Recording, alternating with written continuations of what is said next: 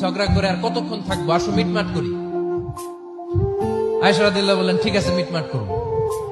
তো বিষ্ণু ইসলাম বললেন মিটমাটের জন্য কারে ডাকবো? ওমর রে ডাকি। কয় না, ওমর রে না, ওমর গালিজ, ওমর অনেক রাগে, আমার ডর লাগে।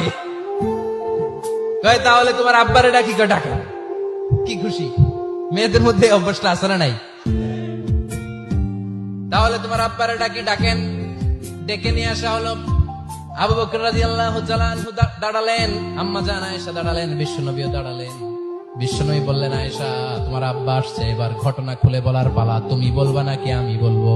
আম্মা জান আয়েশা বললেন আপনি বলেন, তবে ওয়ালা তাকুল ইল্লা হাক্কান, যেটা ঘটছে ওইটাই বললেন, মিথ্যা কথা কইেন না। আবু বকর রাদিয়াল্লাহু তাআলা আনহু রেগে মেগে আগুন। কি এই কথা তুমি কেমন করে বলো? বিশ্বনবীকে মিথ্যা কথা কখনো বলবে? রেগে মেগে দিলেন মেয়ের গালে এক চড়। বানিয়ে বলতেছি না, মুসনাদ আহমদ ইবনে হাম্বলের হাদিস। বাবার হাতের থাপ্পড় খেয়ে আম্মা জান আয়েশা উল্টে বললেন। সাইয়েদনা আবু বকর রাগে গড়গড় করছেন, আবার মারার জন্য তেড়ে গেলেন। এবার বাঁচার জন্য আম্মা জান আয়েশা বিশ্বনবীর পিছনে যে আশ্রয় নিলেন, বিশ্বনবী বাঁচানোর জন্য দুই হাত মেলে দাঁড়িয়ে গেলেন। পড়েন সুবহানাল্লাহ। বিশ্বনবী যখন দুই হাত মেলে দাঁড়িয়ে গেলেন, সাইয়েদনা আবু বকর রাদিয়াল্লাহু আনহু থেমে গেলেন। সাইয়েদনা আবু বকর রাদিয়াল্লাহু তাআলা আনহু ঘর থেকে বের হয়ে বারান্দায় দাঁড়ালেন। পড়েন সুবহানাল্লাহ।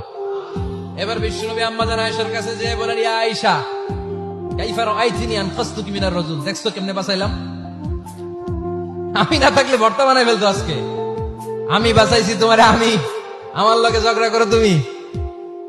লজ্জায় পড়ে আম্মা জান আয়েশা খিলখিল করে হেসে দিলেন।